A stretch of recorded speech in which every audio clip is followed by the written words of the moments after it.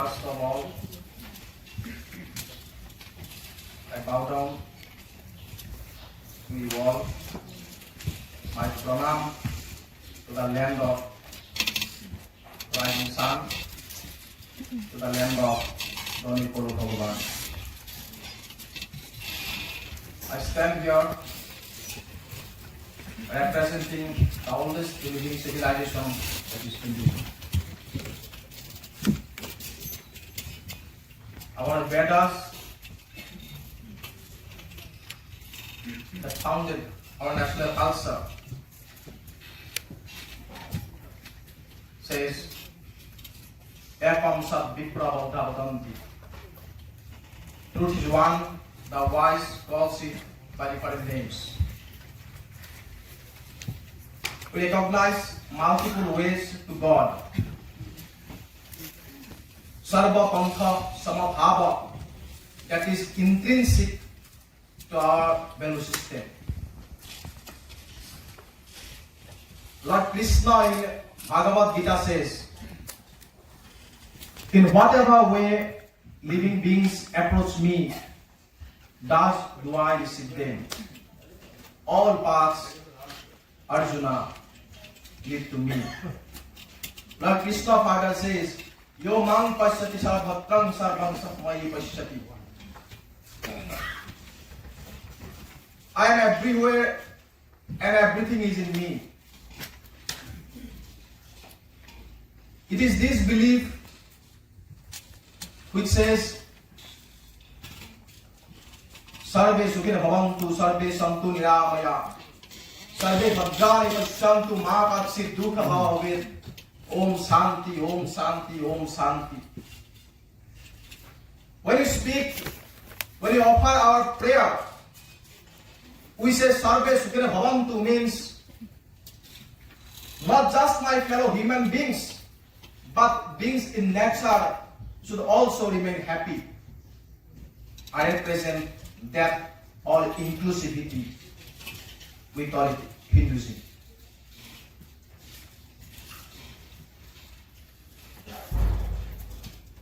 How in reality, in practice, we see manifestation of this belief system.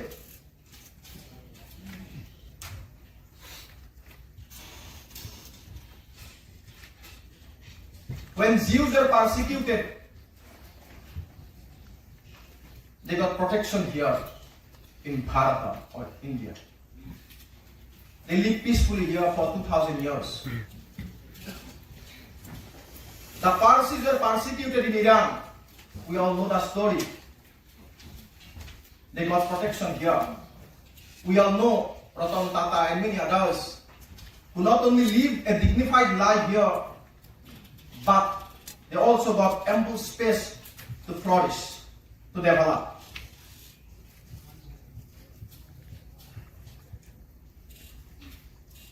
We believe your paths to the Almighty may be different, but all paths lead to the Almighty. I represent here that Advaita or non-dual philosophy of Hinduism that tells the Brahma or the higher self which is in you, that same higher self which resides in Mr. Khanji or in Mr. Changji.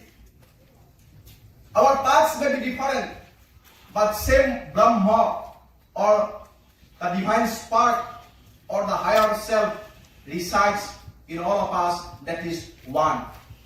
It is this message which was delivered by Swami Vivekananda when he said, address the Christian audience in the United States of America as sisters and brothers of America. It does not prevent me to offer namaskar, to offer my humble prayer to all other paths, all other gods. I represent that belief here. And I believe in today's world,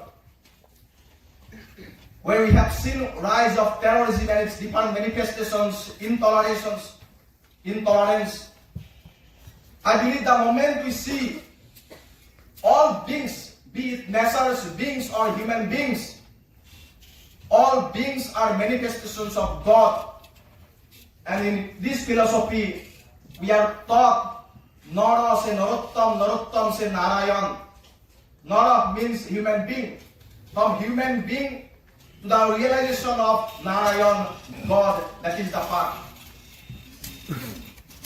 At present, here that tells us Uyomang Pashyati Sarvatram Sarvam Sahmai Pashyati. A civilization civilizational values that tell us Podhe mein bhi Paramatma hoti hai. That tells us Ano Bhadra Pritavo Yantu Vishwakam. That noble thoughts come from all sides. That tells us সকলো প্রাণীকে দেখিবে আত্মহম উপায় মধ্য ইটো মুখ্যতম. This means see all beings as your own. And from here emanates the philosophy of Vasudhaiva Kutumbakam. While in the Western civilization, present civilization, we see go deeper into that foundational value of that civilization, we find the foundational value is based on the concept of binary opposition. Male is defined as opposite to female. Day is defined as opposite to night. White is defined as opposite to black. In that civilizational fault, I would say, what happened as Jacques Derrida, if you study, you will find he shows that in this binary construction, one is always privileged against the other, and one is subjugated. And we have seen that black people, they were sold in the market like cats and dogs. We have seen women subjugated, rights of women equality denied. We have seen the system of slavery. Contrary to that, Western self, Eastern other. That's why Eastern countries were colonized, exploited. Africa was colonized, exploited. And this great land of Arunachal Pradesh, where I am right now, the brave sons of this soil resisted the colonial force. If we all study history, we know what happened in history. And contrary to that Western concept of binary, where one is subjugated, we have a philosophy of non-dualism, where we see the presence of the divine in all, regardless caste, creed, religion. That's why when we imagine Lord Shiva, Shiva Shakti, Ardhanarishwar, that is our imagination. Apparent reality. Differences are only apparent reality.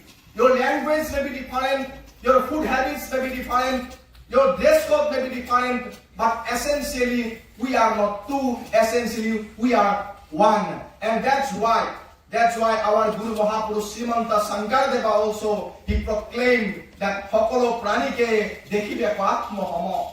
Hobako Maniba Tumi Vishnu Buddhi Kori. That means there is Vishnu in all beings. Not just in your fellow human beings, but in nature as well. And nature, that's why we worship nature also. Because God is green for us. That's why we worship God's sun and moon. Because they are cosmic elements. The Pancha Bhuta Tattva. Vayu, Prithvi, Agni, our saints have been worshipping these throughout the ages. And today's world, the Western philosophers, they are looking to India for eco-philosophy that will sustain life. That's why Walt Whitman, when he wrote in Passage to India, he said, Passage to India, low soul, passage to India, seest thou not God's way from the first? He bowed down to India. Any person said, after going through all these philosophies, any person declared, without Hinduism, India has no future. I represent that philosophy.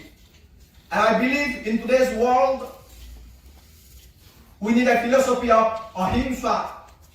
We need an eco-philosophy, ecocentric philosophy, where nature is also preserved, where individuals, which are the civilizational foundation.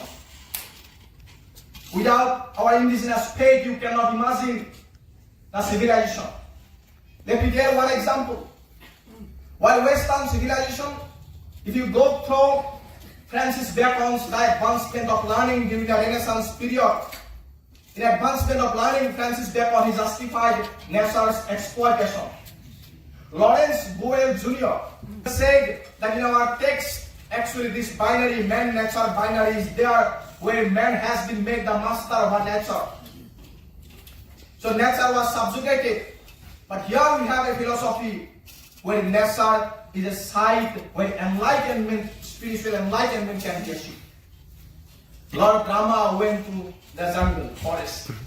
Pansa Pandava went to the forest. Ma Kunti went to the forest. And for ultimate enlightenment, our Rishi Munis, the scientists of the time, Rishi Munis, they were doing meditation in the forest and they attained moksha or enlightened ideas. Dr. Brahman, can you conclude? Yes. So I believe in today's world, as human beings, to live a dignified life, we need a philosophy, regardless caste, creed, panth. We respect humanity, and that philosophy that says Sarve Sukha Bhavantu, Sarve Santu Niramaya. I believe that philosophy is the path of salvation for humanity. And in a world which is torn of intolerance, terrorism, and this philosophy of non-dualism, where we find God in the presence of everything, everywhere, that philosophy can be a ray of hope for humanity. Thank you. Bharat Mata Ki Jai.